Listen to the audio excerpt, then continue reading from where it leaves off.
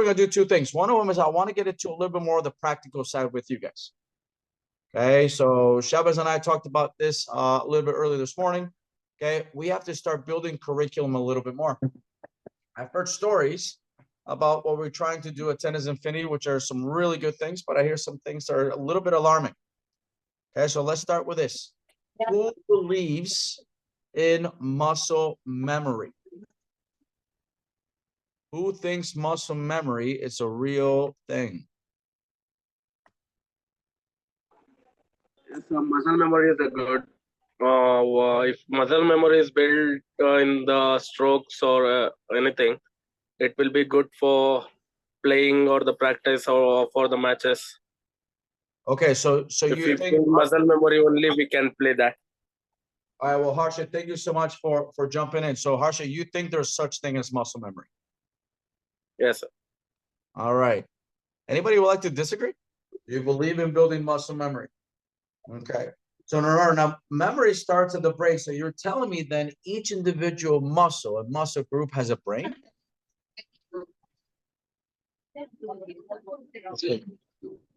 You think muscles can actually remember? Yes, sir. There's no such thing as muscle memory. There's no such thing as muscle memory. Okay, now there's memory that we build here to send out electrical signals for the muscles to do different things. And this is the part that a lot of us, again, Harsha, I used to be a huge believer of this too, until we got into the science behind it. And then we understood there's no such thing as muscle memory, but we have to do certain things. So let me ask you one more question, because now we're thinking, if there's no such thing as muscle memory, is repetition the best way to learn? No, sir. Oh, Harsha, now you're on fire. Look at Harsha. That's why you're my man. Well done. Yeah, repetition is one of the worst things you can do, especially when you overload the system, which we're going to get to. All right, we're going to. If muscle memory is not built, sir, if we can't repeat the repetition what in the forehand. If in the forehand we have to spin the ball. First we will learn the flat thing. If we want the spin thing, means we have to build our muscle memory. Getting the spin, we have to drop the racket like that. Keep building our muscle memory like that. Absolutely not. Sorry, Harsha. By the way, Harsha, awesome job answering. Thank you for speaking up. But it's actually completely backwards. It's completely backwards. That's not how we learn. And that's what we're going to try to learn today to help you guys structure your practices much, much better. Let me ask you one more question before we get into it. What is the percentage of feeding that you do in one practice? Let's take one practice just for 1 hour, just to keep it simple.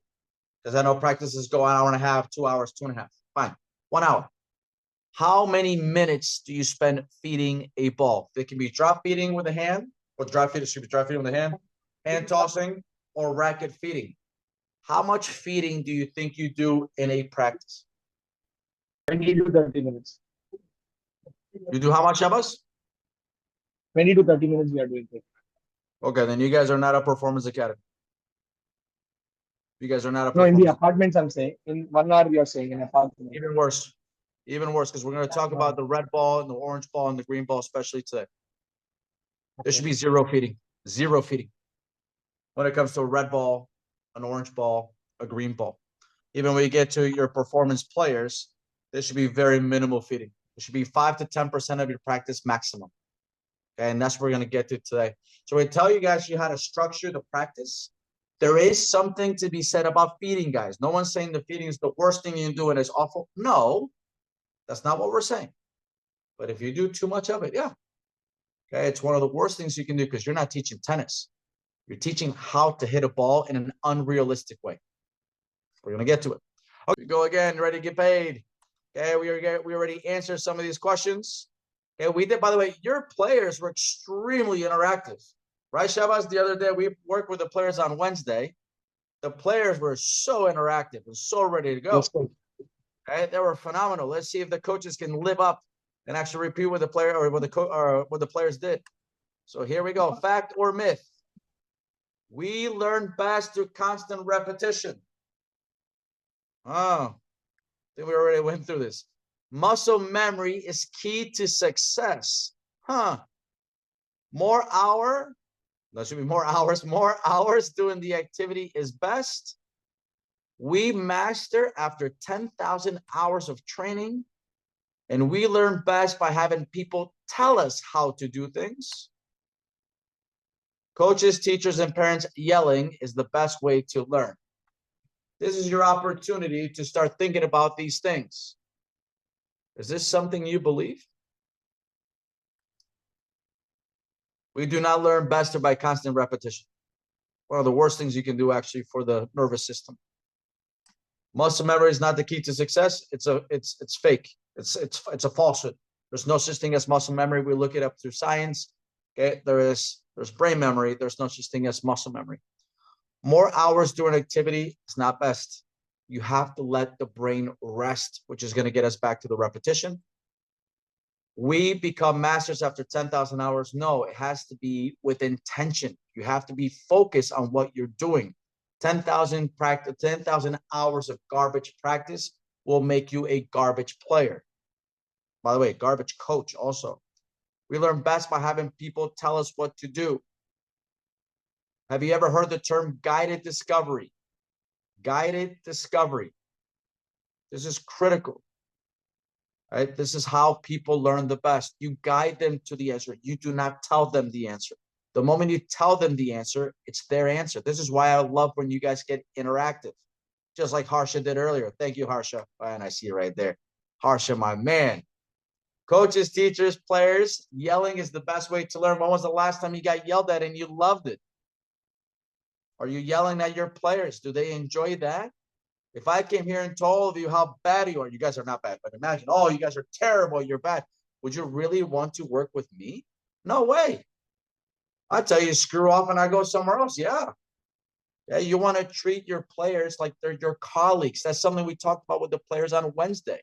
You are not their boss. Absolutely not. By the way, they're not your boss either, even though they pay our bills. They are not our boss either. We're working as colleagues together. That's the idea. All right. This is your practice. This is how the practice should look like. Take notes, write it down. Shabazz, I'll be very critical of your academy and your coaches. If I stop by in India in a couple of months, as you know, I'll be in Thailand here on Monday. I fly on Sunday. I might sneak over to Bangalore in a month or two. If I don't see the coaches doing this, I know the program then is garbage. This is what the practice should look like. Now, we're going to break this down because this is how every single great academy program training session, this is exactly how it's structured. This is how we learn. By the way, we take all this philosophy, ideology, and theoretical science, we take it through actual schools, the best school systems in the world. Can I put you guys in a, I might say something that, again, if I'm culturally insensitive, please tell me, but also I was raised very similar to what I've seen in India, what I've learned. When you were in school, did you have to go out there and write? Okay, imagine you're learning how to write and you had to write letter and letter and letter and letter and letter. Remember that when we were kids and you had to do that? Did you have to do that when you were little? Yeah, in India, yeah. In Colombia, where I did a lot of my primary school, that's how we had to. And in the US for a little bit, yeah, we did. It's terrible teaching. It's terrible teaching. You look at the best programs in the world, they actually let the kids, they learn for a little bit, they go do another activity, then they come back, they work on that, they go to another activity because it lets the brain actually understand how to connect different pathways. And that's exactly what you want to do with your players. So I want you now to think of your practice plans just like this, like an hourglass. Okay, and we're going to break it down. You actually start with them playing a game. Let them play. Let them go out there. The first thing you do after the warm-up, and the warm-up, everything should be a game, by the way. I do not use the word drills. I do not use the word exercises. Everything to me is a game because I want to play games and, of course, do the kids as well. Okay, or any player, even an adult. Okay, you have them play some points right away. That's the first thing you have them do. Okay. There's Abby. Abby's my guest today, Shabazz. Okay. You guys will get to meet Coach Abby as well. Okay. You guys then will move from the open-ended scenario where they're playing, then you start making it a little bit smaller. So for example, if they're playing full court, imagine you have 4 players and you have 2 courts. Okay, then what you do is you actually go out there and you make it into a half-court game. So maybe one on one court, they just go deuce to deuce. The other one, add to add. Okay, or if you have 4 players on one court, because it happens a lot in our academies, okay, and they're playing full points down the line, then what you do is then you take the alley out. You make it closed. You make it smaller. Okay, but you start introducing, and by the way, you should have introduced the focal point earlier in the session before the warm-up, but you start introducing what they're going to be working on. But they're still playing. It's live ball. Okay, this is not dead ball. From there, you can close it. So imagine the players are really now either it's not perfect to your eye yet, maybe they're struggling a lot. That's when you bring them in. You can feed some balls off the racket. You can come in and do some hand tosses, get whatever you feel like the player needs, but you close down the system. Okay, you close down the practice. That's when you can go out there and you feed the ball. They work on those things, and then what you do from there is you open it back up. You do the same thing. You put them back in a scenario. Maybe it's a different game. You can do the same game.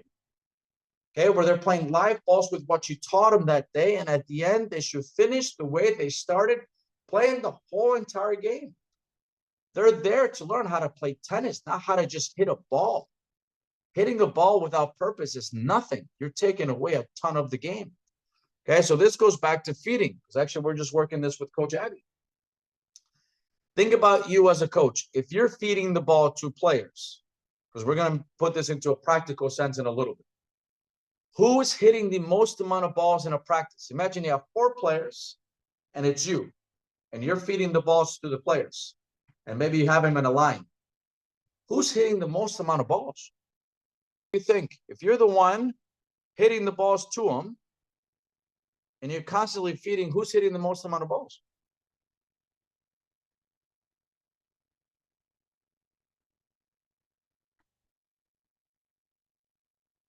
Coach, can you repeat the question again? Of course I can. Okay, imagine, because I've seen this before, and I've seen this through some of your videos.